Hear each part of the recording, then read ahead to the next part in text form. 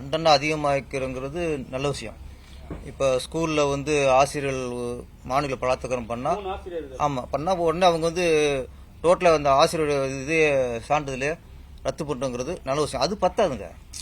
அதெல்லாம் அவங்களுக்கு ஒரு பெண்ணை ரேப் பண்ணிட்டா இடமாற்றம், இடைக்கால நீக்கம், இதெல்லாம் வந்து பத்தாது. அது தவிர உணரணும். ஃபஸ்ட்டு ஒரு தண்டனை வந்து நம்ம செஞ்ச தவிர உணர்றதுக்கு தான் தண்டனை. நீங்கள் அந்த இடமாற்றங்கிறது இங்கே வாங்க சம்பளத்தை இன்னொரு இடத்துக்கு வாங்க போகிறாப்புல, இதில் என்ன உணர முடியும்? இடைக்கால நீக்கங்கிறது அதெல்லாம் பெரிய ஒரு தண்டனை இல்லை, உணர மாட்டாங்க. நான் சரி ஒருத்தர் கொடுக்குற தண்டனை வந்து அந்த எண்ணத்தில் இருக்காங்களே யாரும் இதே மாதிரி பொறுக்கி இருப்பாங்களே, புறம்போக்கெல்லாம் இருப்பாங்கல்ல, அவங்களுக்கு பயம் வரணும். பெண்ணை தொட்டா இந்த மாதிரி தண்டனை வரும். அவங்க வந்து மருத்துவர் என்ன சொல்றாங்கன்னா, அவங்க வந்து ஒரு மனநோயாளி தான் சொல்றாங்க. அம்மாவை பார்த்தோ, பெண்களை பார்த்தோ, குழந்தைகளை பார்த்தோ அவங்க வந்து இன்னொரு பெண்ணு மேல ஆசைப்படுறாங்கன்னா அவங்க மனநோயாளி தான் சொல்றாங்க. ஒரு நிமிஷம், மனநோயாளிங்கிறது வேறங்க. மனநோயாளி ரேப் பண்ண மாட்டாங்க. மனநோயாளி பொண்ணு மேல ஆசை வந்து ரேப் பண்ண மாட்டான்.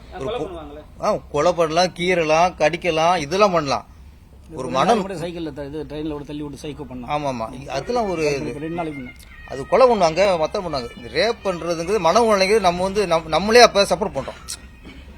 ஒரு பொண்ணை ரேப் பண்ண போய் அவங்க மனநோயாளி சொன்னா அப்ப என்னன்னா, நாளைக்கு எவனாவது ரேப் பண்ணிட்டு நான் மனநோயாளி சொன்னா விட்டுருவீங்களா நீங்க? இப்ப இதுல மனநோயாளியா பல்கலைக்கழகத்துல ஒரு ரேப் பண்ணானே மனநோயாளியா? இல்ல சொல்றேன். இப்ப இந்த ஹார்ட் ஆஃப் சிட்டி ஈஸியார் அங்கே போய் பொண்ணை வரட்டிட்டு போறாங்க, அவங்க மனநோயாளியா? இப்படி எல்லாரும் மனநோய் விட்டா அப்ப என்ன? இந்த மாதிரி சப்பை கட்டு இந்த மாதிரி முட்டு கொடுக்கறது தான் இந்த தவறோட வீரியம் நமக்கு தெரியாம போயிருது. கற்பிடிச்சா என்ன சில வெளிநாடுலாம் இருக்கு, துபாயிலாம் இருக்கு. நீங்க மற்றதுங்க கொலை, லஞ்சம், ஊழல் இதெல்லாம் விட்டுருங்க. ஒரு பெண்ணை தொட்டானா அவனுக்கு கொடுக்க தண்டனை அந்த எண்ணம் உள்ள எல்லாருக்கும் பெரிய பயத்தை உண்டாக்கணும். இனிமே தவறு குறையிற மாதிரி இருக்கணும். இவ்வளவு எத்தனை தண்டனை கொடுத்துருக்கான், எத்தனை சில தண்டனை கொடுத்துருக்கான், குறையுதா? ஏன் குறையல? தண்டனை சரியில்லை, தண்டனை பத்தல. அப்ப அது ஒரு தண்டனை வேற மாதிரி இருக்கணும். நான் சொன்னேன், நடு ரோட்டில் வச்சு சுட்டு அது வீடியோ எடுத்து இதே மாதிரி சேனல் இருக்குல்ல, இது எல்லாம் பண்றோம். சாத்தியமாகல. நான் சொல்றேன் வந்து நான் எங்க ஒரு குடிமகனா எங்களோட ஒரு ஒரு ஆசைன்னு சொல்லலாம். இல்லையா இந்த பெண்ணை தொட்டவனா இருக்கட்டும், கொலை பண்ண யாராவது சரி ஜெயில இருக்காங்கல்ல, நம்ம என்ன ஒரே ஒரு என்ன சார், நம்ம செய்தியா பாக்குறோம். இப்ப அண்ணன் பல்கலைக்கழகமா இருக்கட்டும், இந்த ட்ரெயின்ல தள்ளிவிட்ட விஷயமா இருக்கட்டும், இது 6 மாசம் கழிச்சு மறந்துடும். இப்ப பொள்ளாச்சி சம்பவம் நடந்துச்சு. இப்ப அதுல குற்றம் சாட்டப்பட்டவங்க, தப்பு பண்ணவங்க இன்னைக்கு எங்க இருக்காங்க நம்ம தெரியுமா? அவன் ஜெயில இருக்கானா இல்ல வெளியே இருக்கான்னு தெரியுமா? அது அந்த நிகழ்ச்சி செய்தி மட்டும் பாக்குறோம். அதுக்கப்புறம் அவங்க என்னன்னு தெரியல. அவங்க இப்ப எங்க இருக்காங்க? ஜெயில இருந்தா இந்த மீடியாக்கெல்லாம் உள்ள அனுப்பணும், ஜெயில அனுப்பணும்.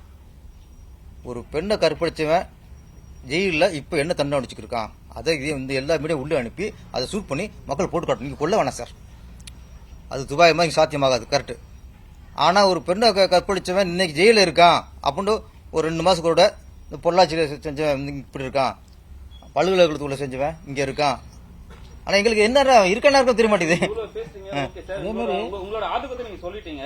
ஆனா இதே சினிமா ஃபீல்ட்ல இருக்கிற பெண்களும் வந்து எவ்வளவு கம்ப்ளைண்ட் பண்ணிருக்காங்க. ஆனா அந்த சைடுல இருக்கிற விஷயத்தெல்லாம் வந்து யாரும் பெருசா பேச ஒன்னே ஒன்றா சார்.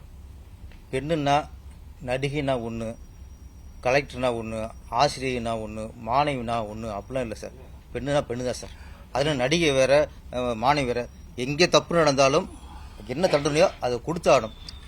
என்னன்னா இங்க ஒரு நடிகைக்கு ஒண்ணுங்கும் போது அது இங்க பெருசா பேசப்படுது, முக்கியத்துவம் கொடுக்கப்படுது. அது சாதாரண ஒரு பெண்ணுங்கும் போது அதுக்கு முக்கியத்துவம் கொடுக்க மாட்டேங்கிறோம்.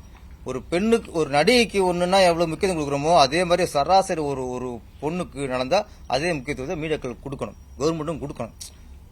நம்ம வந்து இப்ப இங்கே வந்துச்சு, இப்ப வந்துச்சு, அதுக்கு குழு போட்டிருக்காங்க. பெண்கள் வந்து இங்கேயும் நிறைய பெண்கள் வந்து அதுவும் நடிப்புக்கு உள்ள வரவங்கலாம் யாரு பாதுகாப்பு? நடிகை சங்கம் தான் பாதுகாப்பு, டைரக்டர் தான் பாதுகாப்பு, எல்லாம் இத்தனை சங்கங்கள் இருக்கு, இந்த சங்கங்கள் தான் பாதுகாப்பு.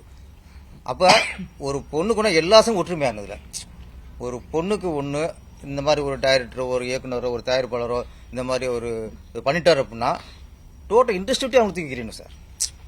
அது வந்து கன்ஃபார்ம்னா, ஏன்னா சரி வீண் பழியும் போட்டு இதுக்கு விசாரணை ஒரு குழு வைக்கணும். கன்ஃபார்ம்னா யாரும் தூக்கி சினிமாவை தூக்கி வெளியே போட்டுறணும்.